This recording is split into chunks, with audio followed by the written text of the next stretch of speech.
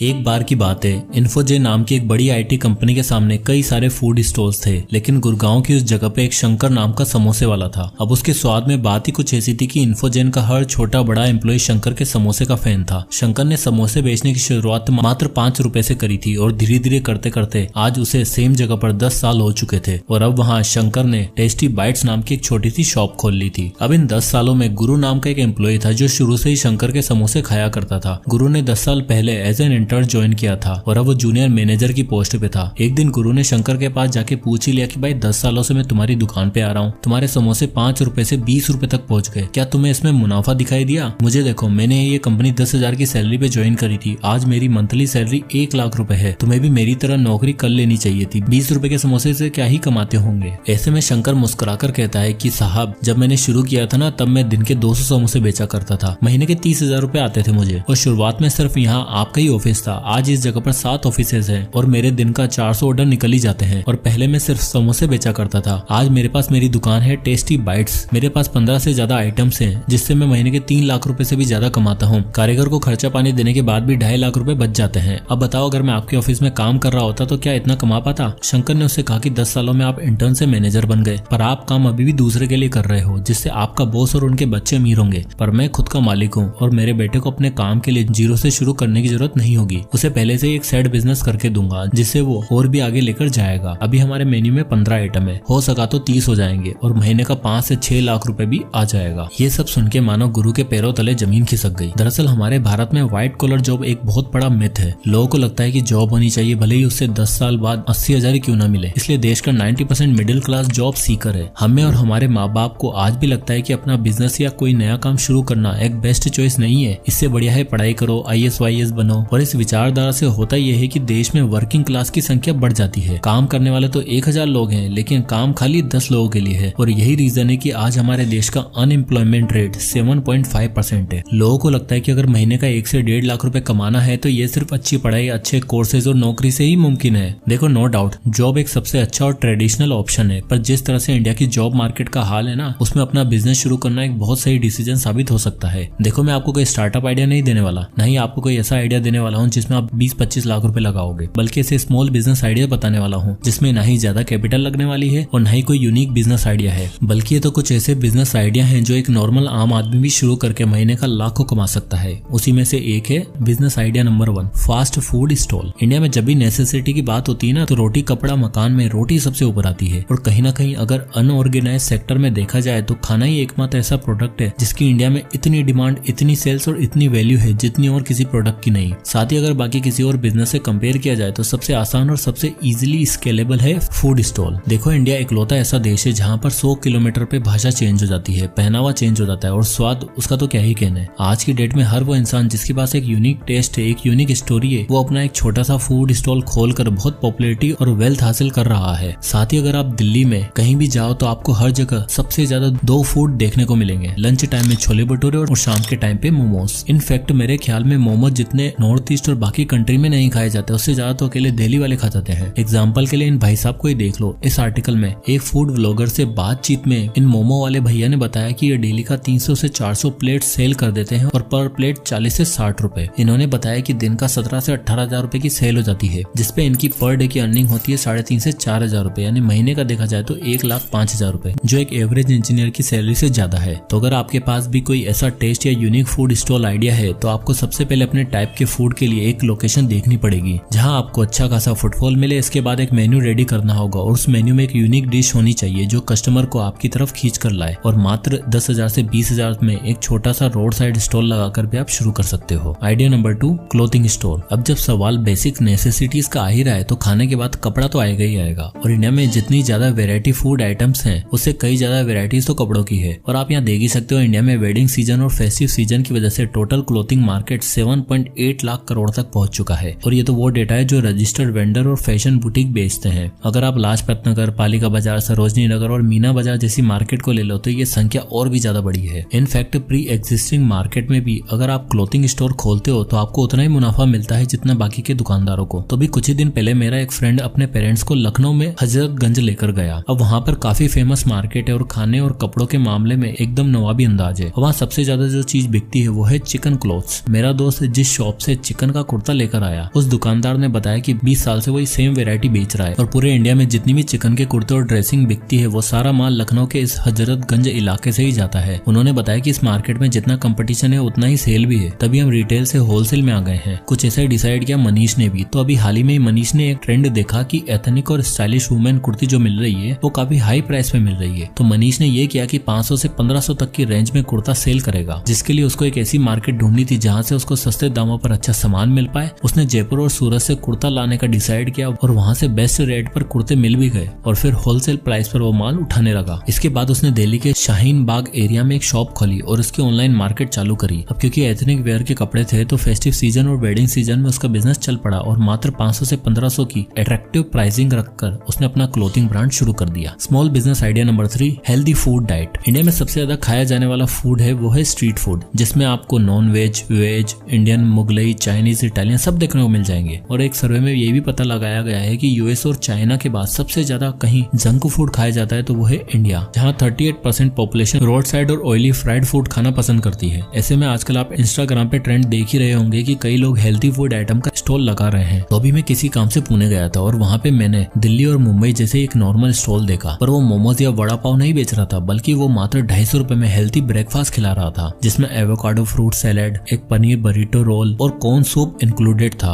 और सबसे बेस्ट चीज, उसने अपनी किसी भी प्रोडक्ट में ऑयल यूज नहीं किया था और न ही एक भी आइटम प्रोसेस्ड था। मैंने वो ट्राई किया सुबह 8:30 बजे के करीब और दिन के करीब 4-5 बजे तक मुझे भूख ही नहीं लगी। यहाँ तक कि सुबह सुबह जिम से ही लोग उसी स्टॉल पर आते और अपना हेल्थी मील लेकर काम पर निकल जाते। ये आइडिया मुझे बहुत अच्छा लगा, स्वाद भी अच्छा हो गया और हेल्थ भी। ठीक इसी तरह दिल्ली में भी एक सरदार जी हैं जो हेल्थी चिकन खिलाते हैं। इनके चिकन में 0% ऑयल होता है। ये कबाब, सलामी सब कुछ परोसते हैं, वो भी ऑयल फ्री। ये शाम को 6 बजे से लगाना शुरू करते हैं और 10:30 तक होते होते इनके सारे स्टॉक खत्म हो जाते हैं। मात्र 3 से 4 घंटे के अंदर अंदर ये डेली का 7 से 8 हजार की सेल कर देते हैं और हॉलीडे वाले दिन तो इनकी कमाई और भी ज्यादा होती है। तो अगर आपके पास भी हेल्थी प्लेटर या ऑयल फ्री चिकन जैसे आइडिया है और आप एक बोरिंग खाने की बजाय स्वादिष्ट खाना बनाकर लोगों को खिला सकते हो तो लोग आपके पास दौड़े दौड़े चले आएंगे और तब आप ना सिर्फ आप अच्छा खासा अर्न करोगे बल्कि एक हेल्थी इंडिया बनाने की तरफ एक अहम कंट्रीब्यूशन भी दोगे। Business idea number 4, the content business. आज की तारीख में जैसे जैसे इंटरनेट का यूज बढ़ता जा रहा है ना, हर बिजनेस, हर ब्रांड चाह रहा है कि वो अपनी ऑनलाइन प्रेजेंस बनाए और जैसे जैसे ये डिमांड बढ़ रही है वैसे वैसे कंटेंट क्रिएशन, मार्केटिंग का बिजनेस भी तेजी से बढ़ रहा है। एक रिपोर्ट के मुताबिक इंडियन डिजिटल कंटेंट इंडस्ट्री का साइज 26,000 करोड़ से भी ज्यादा है और आने वाले कुछ सालों में ये और भी तेजी से बढ़ने वाला है। ऐसे में अगर आप कंटेंट राइटिंग या क्रिएशन का स्किल रखते हो या आपके अंदर क्रिएटिव राइटिंग का थोड़ा सा भी इंटरेस्ट है तो आप हर तरह की अवेलेबल इन्फॉर्मेशन को इकट्ठा करके उसे प्रैक्टिकल इम्प्लीकेशन कर सकते हो। आज की डेट में एक 30 साल का आदमी जितना अपनी जॉब से नहीं कमा पा रहा उतना एक 13-14 साल का बच्चा डेली व्लॉग करके कमा लेता है। अपनी ट्रेडिशनल अप्रोच के साथ अगर आप कुछ मॉडर्न करना चाहते हो, सबसे पहले अपनी राइटिंग का काम शुरू करो, कोर्स करो, एसईओ, डिजिटल मार्केटिंग सीखो। इसके बाद सबसे पहले अपना एक राइटिंग पोर्टफोलियो बनाओ और अपवर्क और फाइवर जैसे प्लेटफॉर्म पे जाकर फ्रीलांस सर्विस दो। वहां से आपको काम समझ आएगा और आपकी राइटिंग इंप्रूव भी होगी। साथ ही आप ये भी सीखोगे कि कौन सा कंटेंट सबसे ज्यादा सर्च किया जाता है और कौन सा नहीं। आप इसी काम को और भी बड़े लेवल पर शुरू कर सकते हो और 8-10 लोगों की टीम हायर करके कंटेंट और मार्केटिंग एजेंसी भी शुरू कर सकते हो। सेम यही स्ट्रेटेजी अपनाई मुंबई के एक मिडिल क्लास से आने वाले गणेश